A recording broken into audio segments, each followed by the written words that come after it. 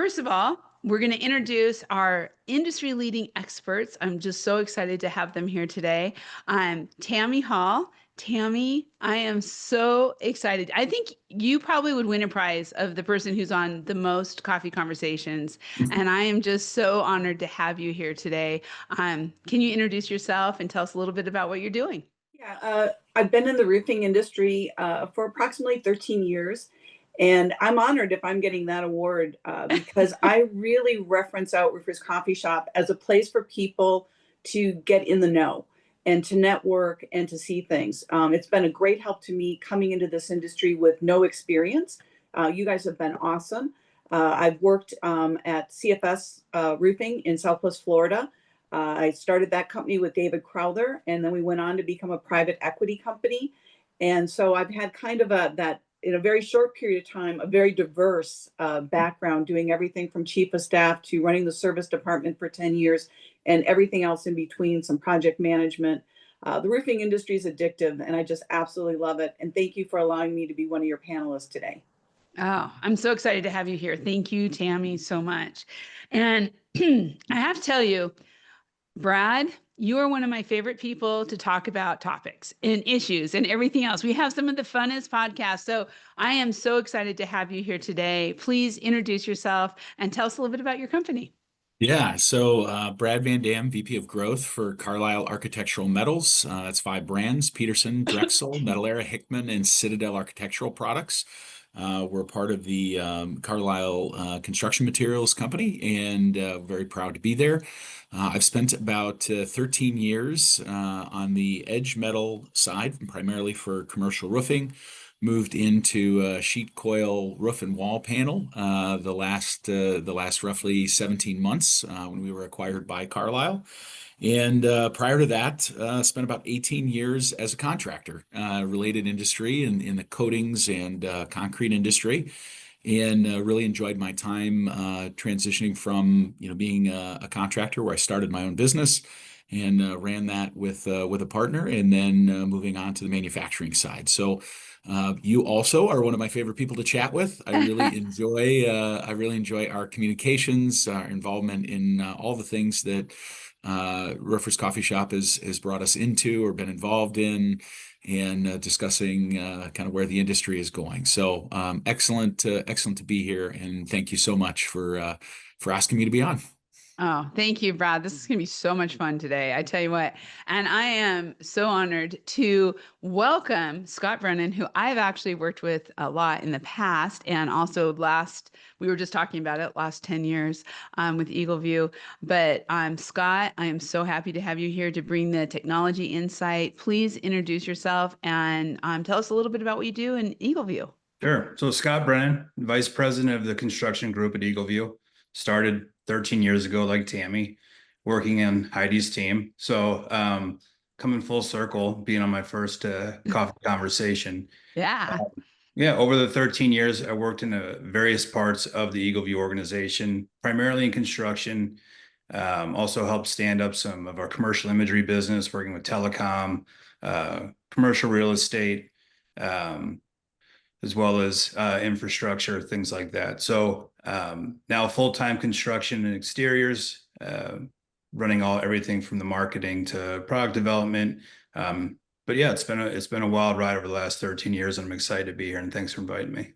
I'm so glad to have you. This is going to be great. So, what we're doing today is you are all getting the first look at the 2025 Trends Report sponsored by QXO. And we're going to share that with you. But at the end of this Coffee Conversations, I'm going to provide a QR code where you'll be able to download the entire Trends Report and have that and be able to start going through it yourself. We also, like I said, within 24 to 48 hours, this will be available. So, you'll also have all the slides from today too. So let's get started.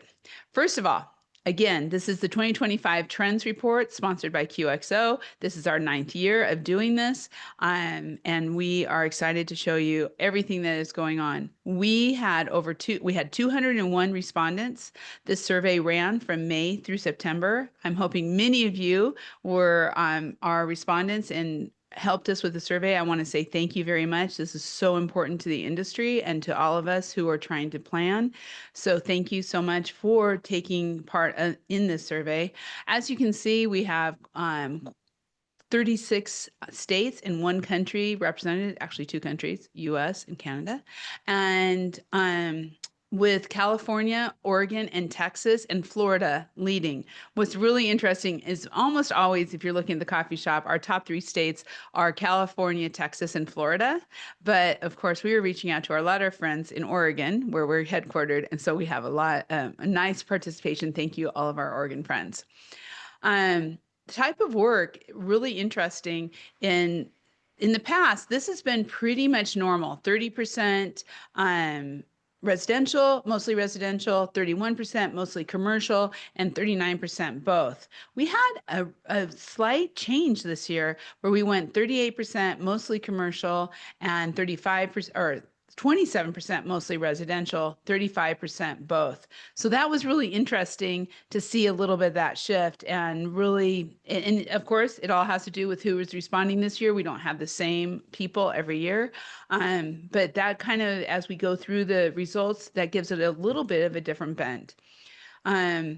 Also, 91% were re-roof, 50% new construction, 42% service and maintenance, 33% insurance work, 7% solar, and 17% other. And number of employees. And again, I'm showing you all of these so you get a feel for the people who are filling this out, and you can tell we were across the board from 35% with 10 to 49, 24% 1 to 9, 17% 100 to 500, 16% 50 to 99, and 7% with 500 plus. So we had representation from every part of the industry on this. Another interesting this year is we went from 57% business owners responding to the survey to 40%. So we are being represented by employees, the field, much more this year. And I think that's kind of exciting to see that we are going deeper within each company and we're able to get responses coming back. So again, interesting information as you look at the results that are going to be coming up. So we are very excited now, as our panelists and myself, we're going to kind of talk through some of these results that have come through. For 2025, the top business issue was recruitment and retention at 96. The hiring was 54 and material cost was 48. So contractors had a list of items, and then they also had a free form, but they had a list of items to click on what was their biggest challenge or issue. And this is what came out. In comparison to 2024, you can see recruitment and retention is up. Training has actually moved down this year from last year. Material costs still right up there in the top 3. Material availability is not an issue this year compared to where it was last year. So a lot of changes. So I would like to kind of just start here with our team. And Brad, I would love to start with you. And I know you've had some chance to look over this. We've had a practice to talk through it. What are some of the things of top business issues comparing 24 to 25 that really stand out to you? Well, I'll start at the top, right? Recruiting and retention. I think what I noticed, right, that increase on keeping the folks we have and trying to do our best to maintain that jives a lot with what we've seen in the Bureau of Labor and Statistics data. So if you look at the trends that keep coming up, and in BLS's most recent report about construction, it appears that we're facing about a 650,000 annual opening for construction workers every year, right? So this number of, we need 650,000 more folks or additional folks to replace retiring workers and to look at growth. Also kind of flies for us as, hey, we've got teams. We want to maintain those teams. We want those teams to be retained. We want to get new team members, and we want to train them. And so I think, we're seeing more focus on that because the market is telling us we need to. And I think that's really what stood out to me right at the top was Yeah. that number. And then certainly the material availability, right? A number of years ago, we came through the COVID crisis and difficulty. Construction industry really fought that and worked its way through all of that, which certainly impacted the cost and availability number. Great to see the availability item coming back, Yeah. and certainly there's a lot of reasons for that. But this was good to see the movement in that particular portion moving down, right? Availability Yeah. is good, which is good to see. That was that was the number one issue 3 years ago. And so Right. to really see that, is huge. Tammy, when you look at this, what are some of the things that stand out to you? Well, obviously the recruitment and retention, and I'm, and it's amazing that it jumped from 78 to 96. Coming from an entrepreneur entity to a private equity owned entity, I will tell you that retention becomes a real issue, especially of those key employees that you have. And when you look down as you go through and recognize that culture and benefits and all those things are important, I think the actual ability to implement that culture on a daily basis comes from your leadership all the way down through your entire organization. And I think that's one of the keys, that as we see more private equity coming into the roofing industry, they really need to get their arms around this. Roofing is a small, big industry, and everybody talks. And what we're going to see is really great people be creating an opportunity for other companies to grab them, because I don't think PE has gotten their arms around that idea of culture. They talk about it, but they're not implementing it. The other thing that I thought was really interesting were the leads and sales. Yeah. Leads and sales and getting that backlog is so important in the industry. We've seen a little bit of slowdown here in Southwest Florida. We've had 2 major hurricanes. Now the market is starting to calm down and get back to normal, but that has created a gap for us. And so the competition and being able to put these programs out and create your marketing plans and have that consistency, especially with the basics like websites and email campaigns and things like that, that's another little niche that's going to come in where people are looking for that consistency. Do we put that internally or do we put that externally? So I thought the leads, that jumping up really says a lot about what's happening in the industry right now. Yeah, you know what, Tammy, it's really interesting because if you look at 2025 and you just add together sales and leads, which are right together in the top 5, that's 76 points. If you look over in 2024, leads and sales are further down and really only come at 20 or 48.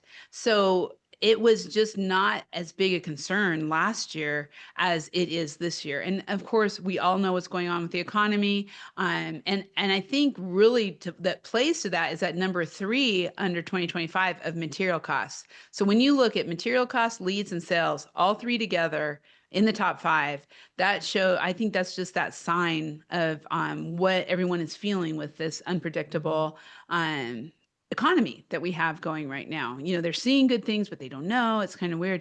Scott, as you're looking through that, I mean, I see a lot of things here that I'm going, wow, it's got weather, technology, leads, and sales. What are some of the things that stand out for you? Yeah, I mean, echoing a lot of what Tammy already said. I mean, when you take a look, the lead sales jumping up, economy jumping up, and then you take into consideration that claims. So in these insurance heavy markets, claims are down 35 to 40% across the country.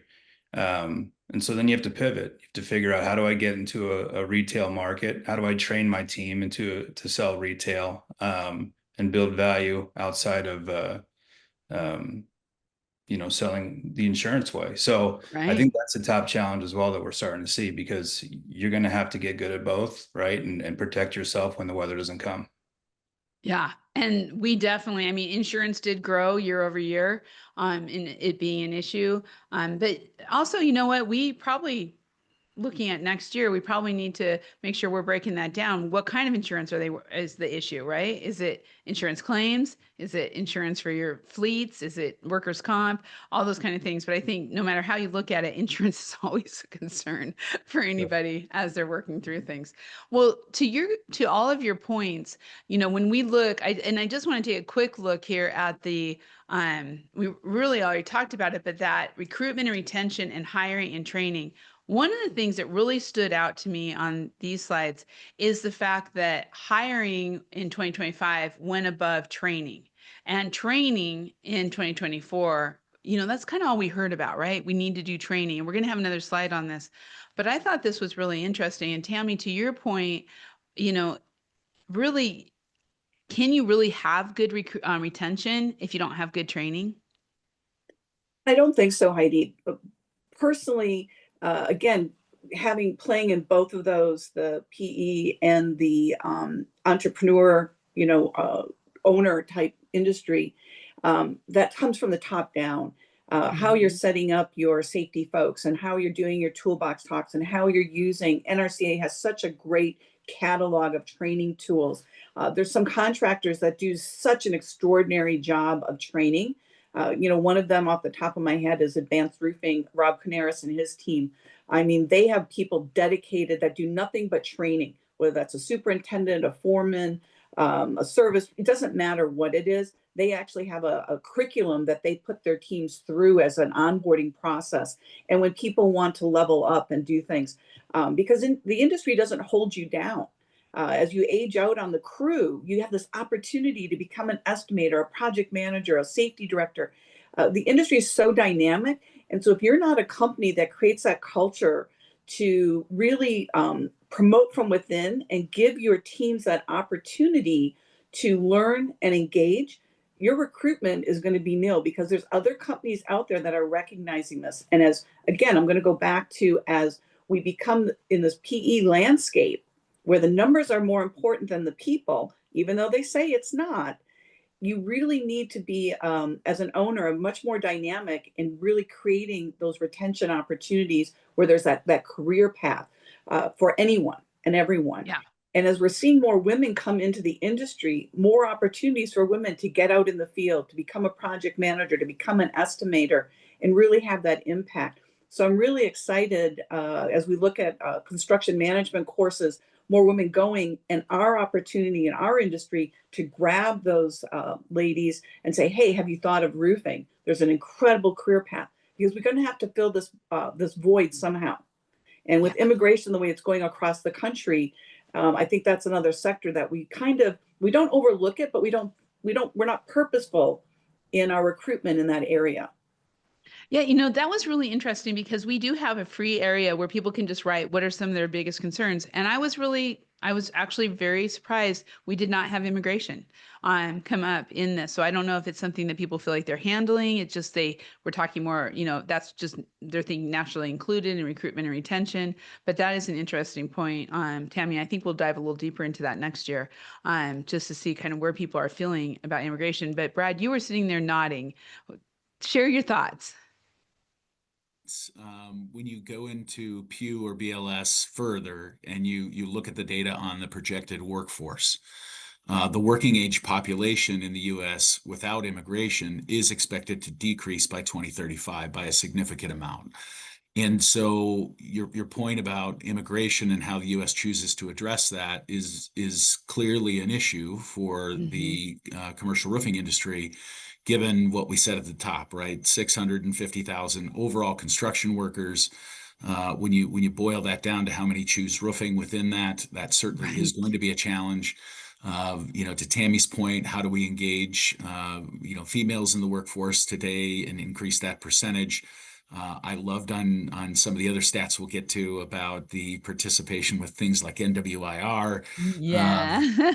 But bluntly, working age population in the US is going to face a challenge, particularly with the retirement of baby boomers, and the data does not look better yet, right? So Yeah. we've got this run between now and 2035 where it continues to be more of a challenge.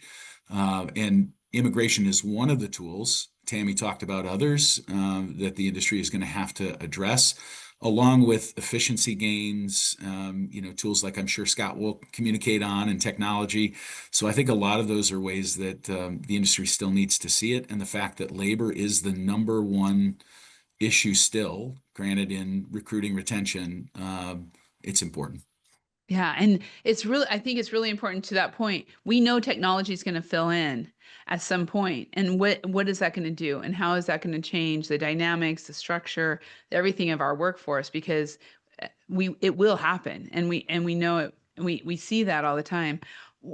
Scott, I want to kind of go forward to this next slide too, and really talk about, you know, how technology is also starting to change where we're going, but not just that, but also what we're seeing in this slide with top business operations, expansion and growth, economy, and then there your number 3, insurance. This is really showing what's happening out there right now. Yeah, absolutely. When I think about expansion and growth, um, I think about just scalable processes and ways to, in order to grow, you need to be able to scale, right? And to scale effectively. Um, so when I think about incorporating data technology from the beginning all the way to the end of the roofing process, data feeding in so your sales rep has the ability to give a quote confidently. And really, I think it helps a lot with this whole recruitment and retention. The more data, the more process that you provide your employees, the more effectively and confidently they can do their job, right? If you can find a sales rep or somebody, that fits like the profile of the ideal candidate to work for you, but they might not have the experience. So how do you level them up, right? And I think using technology, using these processes that are repeatable no matter where they come from, and standardizing that. I had a conversation with a buddy of mine last week, and he started working for a company, and I found it really intriguing. Effectively, like what you can do now is you can take all your SOPs, your employee handbooks, any training documents, it'll record your notes and it'll be housed in your own company, almost basically an LLM where you can just query it, right? So if you have a new employee and they have a question about how to install a certain product, they can just type in and ask that, and it can give them an entire readout from this whole database that your company, regulates, right? Wow. Any sort of initiatives that you have going forward, and so that you can have real-time information, so that you can, so your employees are confident like every step of the way. So I see technology just creating more ways to level up your sales team, your production teams, and your whole operation. And I think I mean, when I started with EagleView, I mean, I was selling against a tape measure, right? And now look at us now, like we are, Yeah. like there is Yeah. technology everywhere in the process, and it's really cool. Yeah, it is. It is so cool. We are getting some great questions coming in here. So I want to, and this next slide actually is perfect for us addressing this. So first of all, Christine, hello. I'm so happy you're on here. And Christine, who will be the chair of National Women in Roofing next year, congratulations, is saying workforce development and educating the youth is so important for recruitment into the industry. National Women in Roofing is working to support this more in 2026. It's one of their main focuses. And that kind of goes right into the next question from Tony. Hello, Tony Radar. I'm so happy you're here. So what are the thoughts on how to bring individuals into the industry different than what we have done in the past 20 years? All segments are pulling from the same source of individuals. I have seen this talked about for years, but no significant change in how to bring individuals in. Great question. I have some thoughts, but I'd like to start with our panelists. Hey, So, I'll jump in, take a stab. awesome. I love it. I think what you've seen with the large investment NRCA made with CTE schools and their Skills USA program, I think that was a first step that we should acknowledge, right? I think NRCA and their membership really put a lot of money and effort into building it. I was pleased to be a part of some of the metals programming they had when they were in development of that process. You're going to do some things. I don't know how effective they are, right? I don't have the data on how much they've taken after that and gone after it. In our own portion of industry on the manufacturing side for metals, we've seen an expansion of programming with local high schools. There's one here in Waukesha, where I am, called Project Launch. And so that program brings children into different manufacturing or other facilities where they get to learn certain skills. Hard to bring a child up on the roof, right? That's not exactly the safest place for them to learn. However, there are a lot of jobs and opportunities within roofing that can be in office or other areas that a program like Project Launch can help with. The other one that I would mention that we've seen some very good success with, and there's some wonderful, and Heidi's heard this from me, upskilling opportunities that come from it. Yep.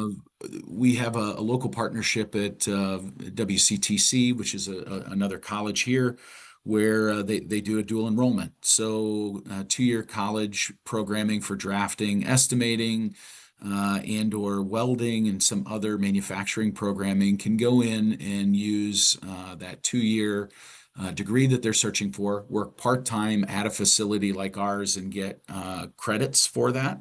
And they're not only getting college credits, they would be earning wage while they're here and, essentially getting paid to get those college credits. I've seen that. And then the last one I would highlight, I don't think we should overlook all the work that's been done on trying to move the Workforce Innovation and Opportunity Act forward. The additional funding that we see in the time that NRCA has invested in advocacy to try to add funds for those types of trainings. Tony's got a great point, though, right? It's as if we say those, we move those. The data's not consolidated in one place, right? We don't get to all see magically how all in each of us are contributing to that. It's a huge hurdle, the 2035 number, and the decline in available workforce makes that a big challenge. And because of competition, it's not always shared. So I think it's hard to quantify it exactly, to Tony's question and point. But I do think acknowledging some of those work items that have been done individually at each company, and then beyond that at the organization level with NRCA and others, should absolutely be talked about as steps that have been taken by roofing that many other industries are not taking.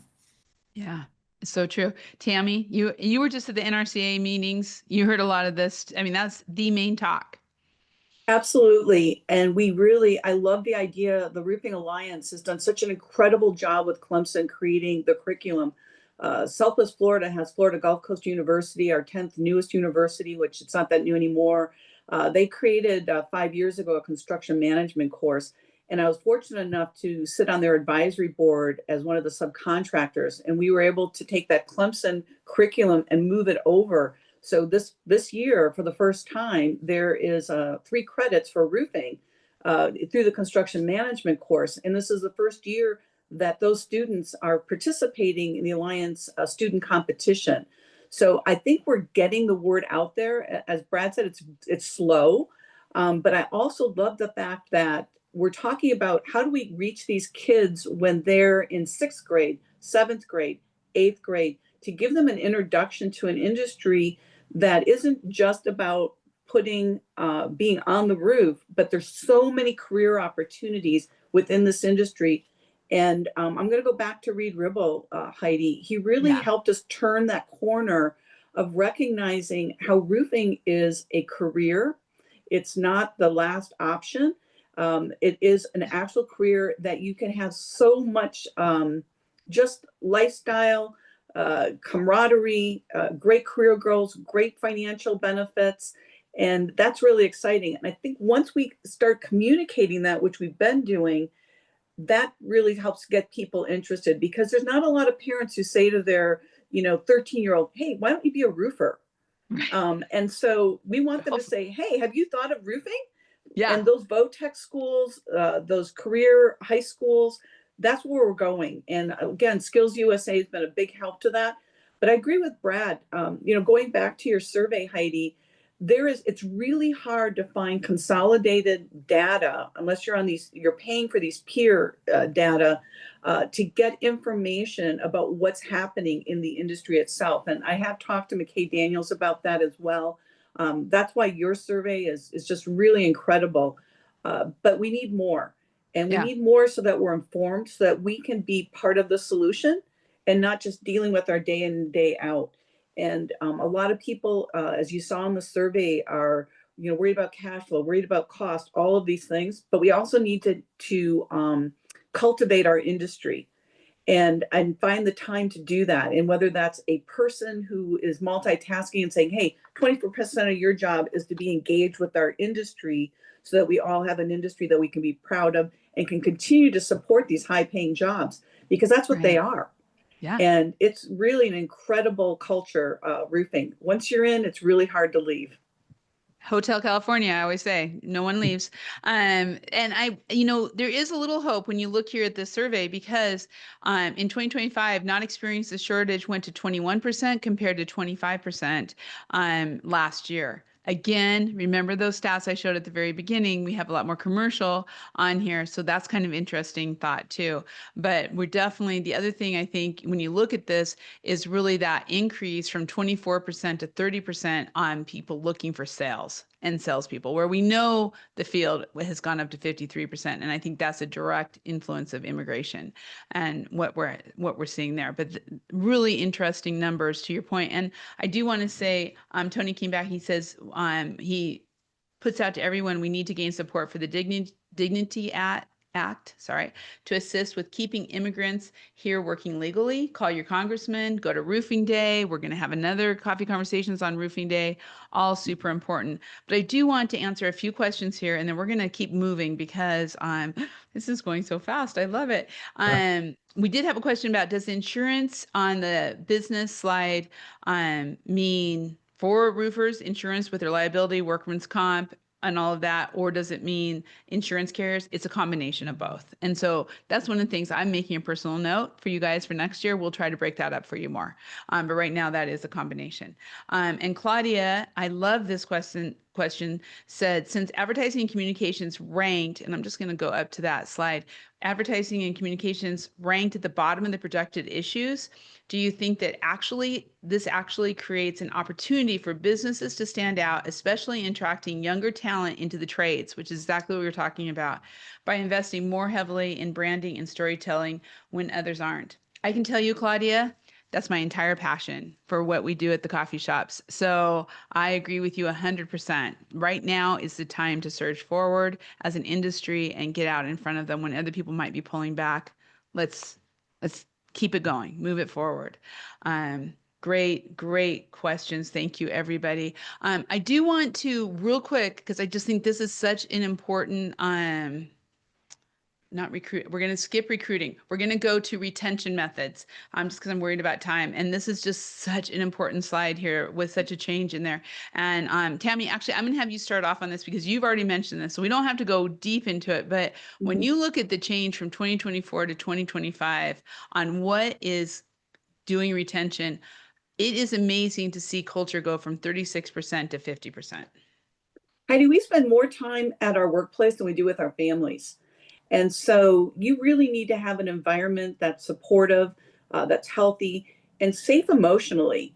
As you're mixing all of these different people together, if you don't have a strong culture that's coming from the top down, you create an opportunity for bad performers to engage.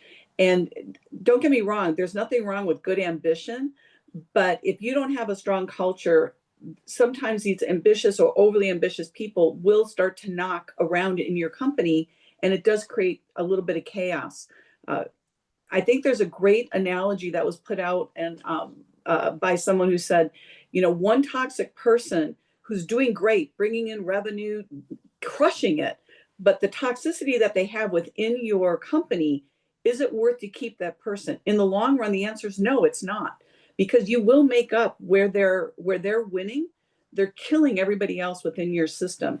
So I think a strong culture that really supports what's going on, in particular to your company. I don't think there's one size fits all when it comes to culture.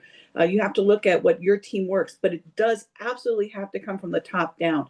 And I've seen that where we had a culture, all of a sudden the top was not paying attention to it. They were talking about it. But boy, those underminers really very quickly dramatically change the culture. And it's so hard to claw it back when you don't have it. And but again, I think one size doesn't fit all, but it's so important because we spend so much of our time. I mean, I got to my office at 5:30 in the morning and left around 5:30 at night. So, I mean, my goodness, you know, you're Yeah, there a lot. These people, you're interacting with them. And don't you want to be happy and have fun? Of course. of We want to course. work hard, play hard, and we really want to be successful. We want to drive those revenues. We want to drive those margins. And we all want to go home and be able to have great Christmases and put our kids through college and all those things. And culture plays a huge role in that. Yeah, it really does. Scott, you work, I agree. And when you look at this, Scott, you work with companies all over the country. I mean, I know, having been in your role, how many contractors you talk to every single day. What are you seeing when it comes to retention? Because I think people are realizing that you can hire all you want, but if you can't retain people, it doesn't work.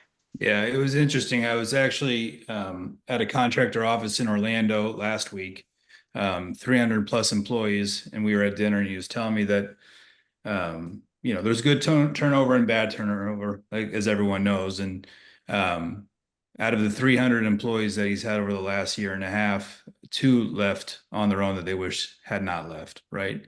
But some things were really apparent when I walked in. When I walked into his office, he had TV screens up that showed theater boards and the sale. Here's the seller of the week, seller of the day.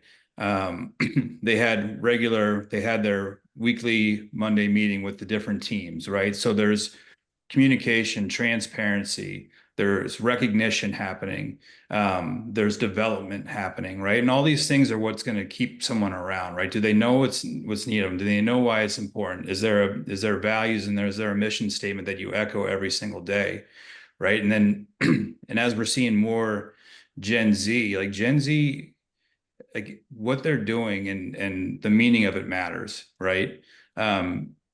And the fact that they have a plan and there's development coming their way, they're growing, right? So we need to provide that. And the companies that are doing really well with retention are doing this, and they're making it an effort every single day. And it was just a really impressive visit. But it was still one of those things. It was one of those similarities that I see every time I go to one of these successful roofing operations. I kind of see the same things, and it's just a focus on really making sure they're 100% transparent and the mission statement's clear and everyone's getting the recognition they deserve. Yeah. And I love when, we really look at this. Enough work stays pretty solid. But to see kind of those changes really makes a difference. And it really kind of, we talked about before, goes to training. And so I want to go back we had some questions here from Sam. I thought he had some great comments. VR gamification is working on roofs for children. So he said get them with VR, but that's also a great training ability that we're seeing.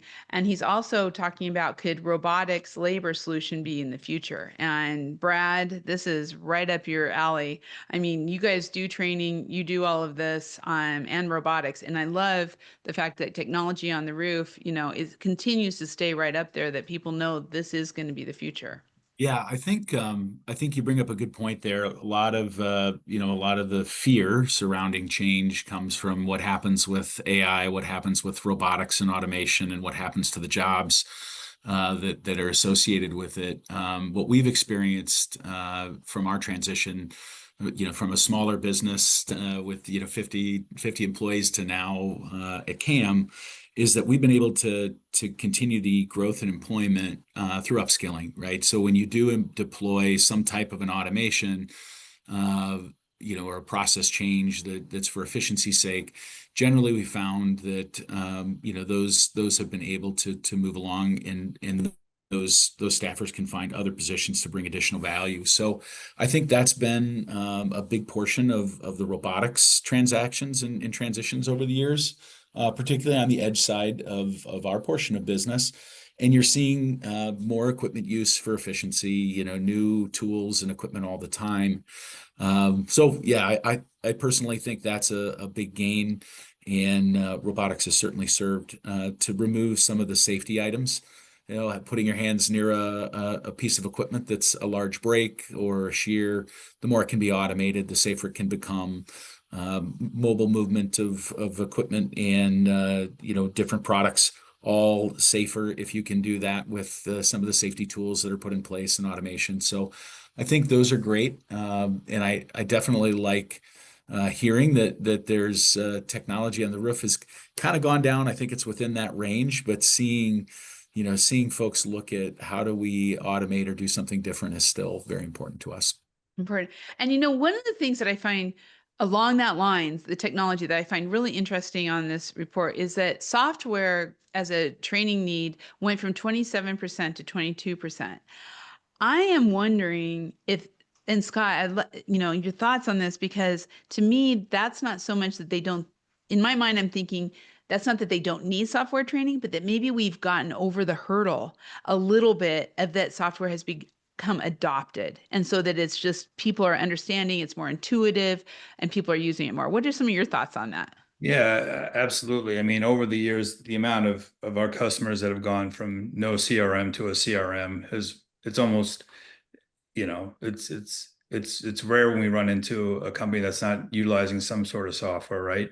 As well as, aerial roof measurements feeding into that and then running through the pipe. And I think when you looked, and I'm not sure if we saw the slide or not, but where they're ordering the materials from, I think there was close to 40% that was either through like the distribution website like QXO.com or through the CRM itself, right? So Mhm. the companies are getting more and more familiar and comfortable with the software. But I think that software is still, like I've mentioned before, I think there's some really great things that are coming around the bend that's going to help with this new hire training. And I think that new hire training number is interesting. Just when we take a look at retention, as being a big issue, and then new hire training is the number one issue here. I mean, I think Yeah. how do we fix that so that we can retain more people? But I think software and these types of solutions so that you can actually scale your training are going to be a big part of the future.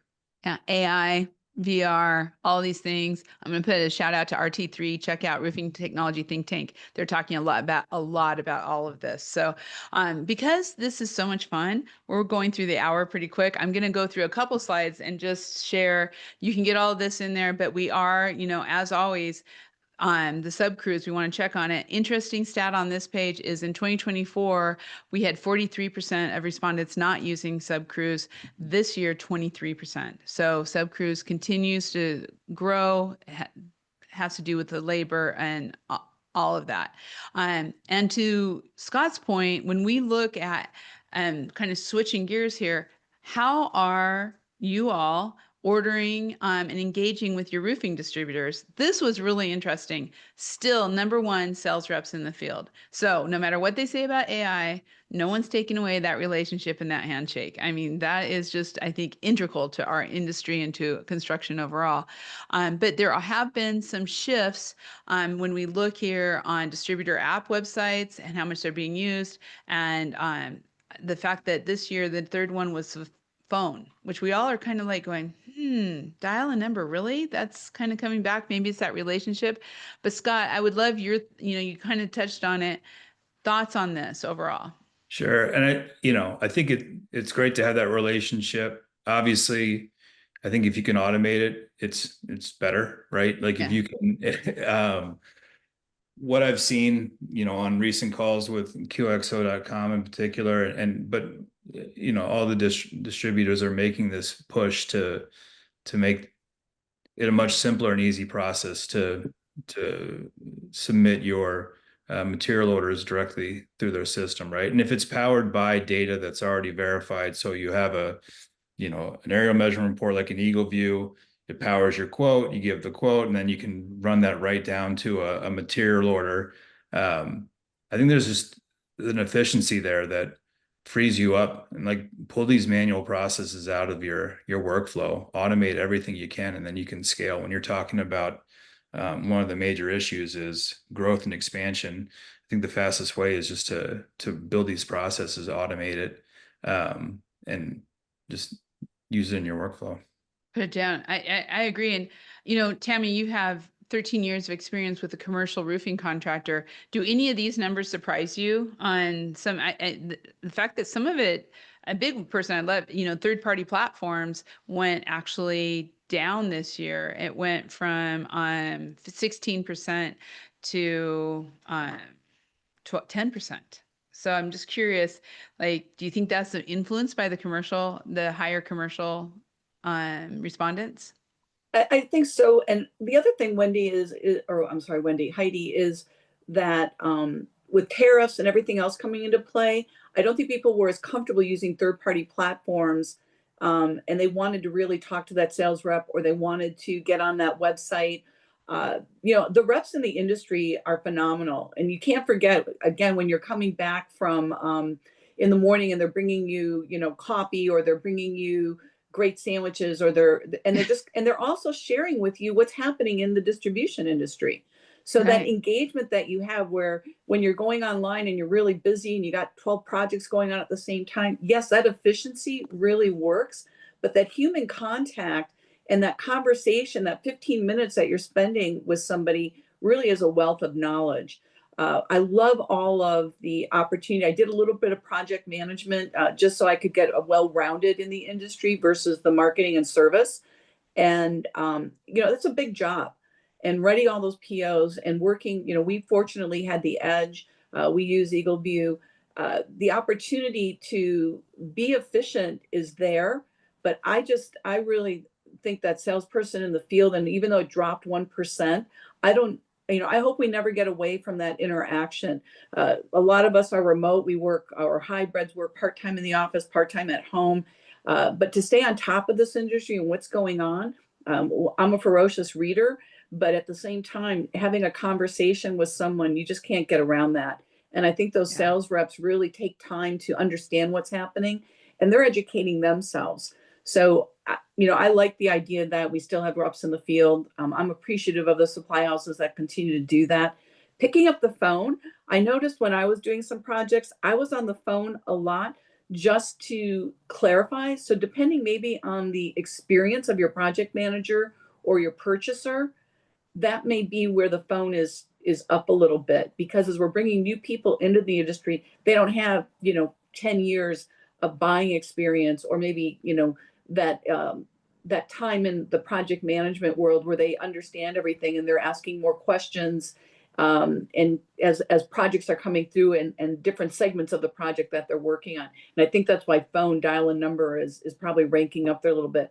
I think that has a correlation with bringing new people into the industry and training them on site. Yeah. So interesting. So interesting. I'm gonna go through a couple of these. Really interesting here, but Facebook continues no matter how much everybody thinks it's gonna die, it doesn't. And it went up to 85%, LinkedIn growth, Instagram growth. So again, really interesting. Going back to Claudia, what she said, there's a lot of room here on where we're going. I wanted to talk a little bit about this with trade associations. And Brad, I'd like to start with you because you pointed it out, and I'm pretty proud of that number 2 on this chart right here. So what do Yeah, you see? Yeah. so happy. And I mean, if you pulled up that data point on 2022, how few, right, that 38% that was not a member of a trade association. And if you Right. look now at this number at only 9% that's not participating, I mean, this should be an air high five to everybody who's joined a presentation, the marketing that's been done to get people there. And then my key point, right? People don't stay in trade associations if they're not finding value.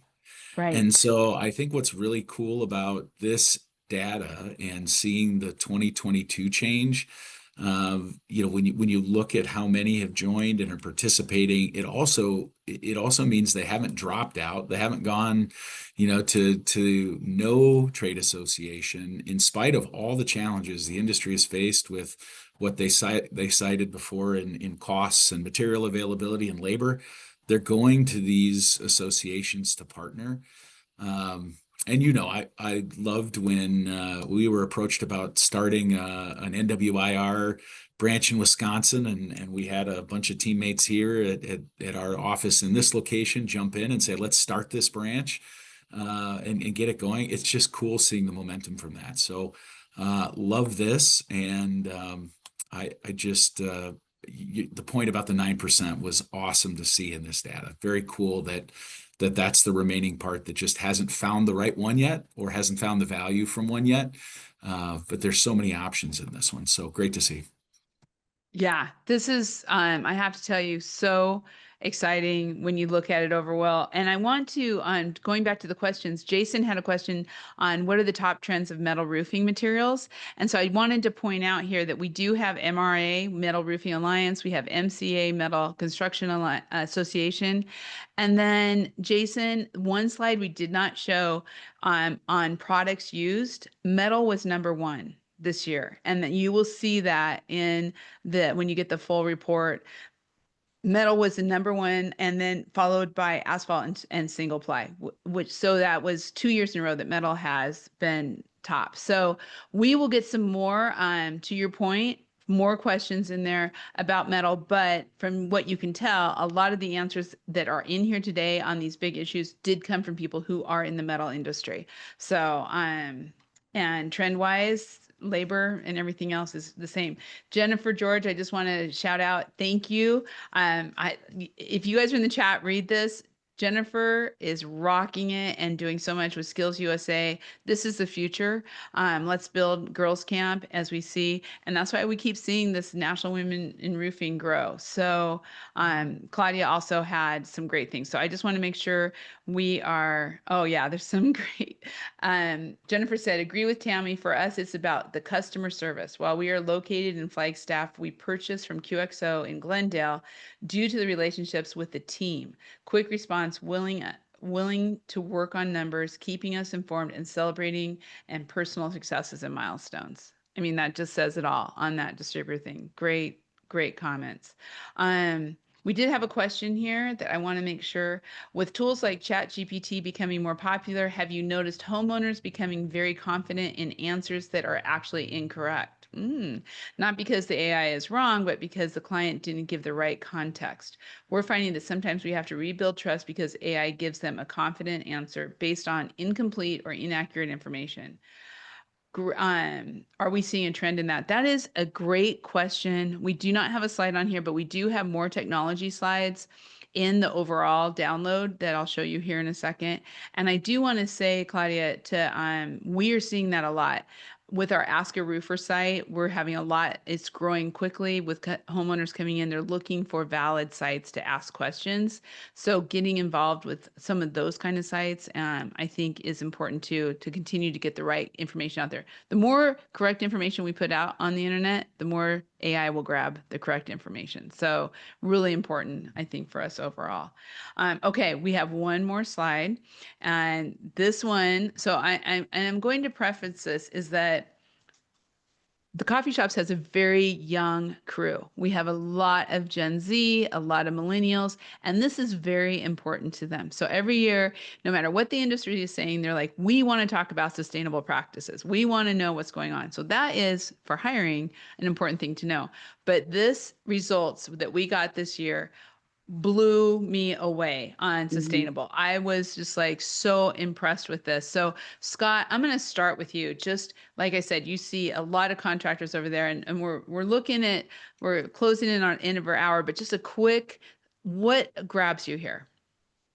I mean, the recycling the construction waste, to be honest, Heidi, this isn't my expertise in total, but I think it is very promising to see the amount of growth we're getting here, right? And like you mentioned, it is important to Gen Z, it is important to the millennials, and really it's another way that you can recruit, right? It's another portion to tell your story that matters to the people that you're trying to bring onto your company right now. Yeah, I think so too. I think as an industry, I want to just shout this out. And we will be writing articles on this. This is pretty exciting. I'm proud of. But Tammy, what do you see here? It's a differentiator for a contractor. And I think they need to lead with talking about what they're doing with recycling and construction waste. So we all live in the same environment, no matter what industry you're in. And these numbers blew me away. I did an article for you that talked about that. And from a marketing standpoint and a communication standpoint, the fact that you're not only a good giving back to your community, you're taking care of your community. We all have landfills, we all have waterways, on and on and on. So I believe that these numbers are reflective of what we're feeling, that we're hearing nationally and internationally about not just our planet, but our hometowns. And you have your children growing up in the same space I'm growing up. So I think that, again, these young people are very concerned. They hear a lot of stuff and they're trying to go back in and say, how can we make a difference? And they're bringing that, how do I make a difference, to the companies that they're coming to. And I think that's very exciting. We all can do a little bit. One person does make a difference. 1 hour does make a difference. And so imagine if we all, I have this saying, because we have Publix grocery stores here. And there was a veterans group that said, we need a new van. And I said, go around to all the Publix stores and ask everyone to give $1. And, it's amazing how much money you raise at $1. So imagine if you gave all, one shingle roof recycled. And how many times over does that happen? So one thing does make a difference. So I'm excited to see this as well. One landfill at a time. Brad, just real quick, Yeah. I'm so excited about offering EPDs went from 9% to 16%. That blows me away. I love that. I also love seeing the using recycled products from 9 to 27. In my mind, when I saw the data for it, I thought, well, you've got all these, the new metal respondents, right? You had a big jump in overall metal respondents. Obviously, metal from our end is made from a large percentage of recycled products. So I think that was something that stood out to me when I saw the data point, right? For both those, right? EPDs, knowing what's in it, what you're buying, and then using recycled products, knowing that what you're buying and what's in it is something that was used before, right? So those two things I think stood out for me as well, and it was cool to see, and it was also the none, that was small. I know. Still, right? I looked at that. I but know it went up a little bit. Yeah, I think that's, margin of error, but the rest of these jumps were pretty substantial. So very cool to see the recycle and the EPDs. Yeah, so exciting. Well, if you all enjoyed this, here is the QR code. It is only available now. So it's up, it's ready to go. Use this QR code. If you don't have your phone handy and you just want to know where to go, just simply go to Rivers Coffee Shop and search trends, or under the newsroom, look for the trends report. You'll see all this year's plus all the way back to 2016. So please fill that out and get the trends report, enjoy them. And thank you all for responding. Thank you so much. And to Brad and Tammy and Scott, thank you so much. You guys just rock. Thank you. Thank you. And a big, huge thank you to QXO. This has been amazing. You are such a great partner on this survey and everything else. I do want to do a quick shout out for QXO. They just opened QXO for Veterans, which is started on Veterans Day, and it is to nominate veterans to get new roofs. So please check that out on Rivers Coffee Shop too. I'm actually going to be involved with the team in helping select roofs, which I'm very honored. And so again, QXO, thank you for everything that you're doing. Next week, same time, same channel, you got to be here. We are going to have the presidents from AmRise and talking about what's happening. So if you're wondering what's happening with Elevate, Malarkey, AmRise, all the great things that are going on in that way, be here next week. You can ask your questions. It's going to be some great information. Once again, I just want to thank you all. Please download the trends report. Give us any feedback. There's also some awesome testimonials in there, and we appreciate you all. Have a wonderful week. Thank you all. We'll see you next time.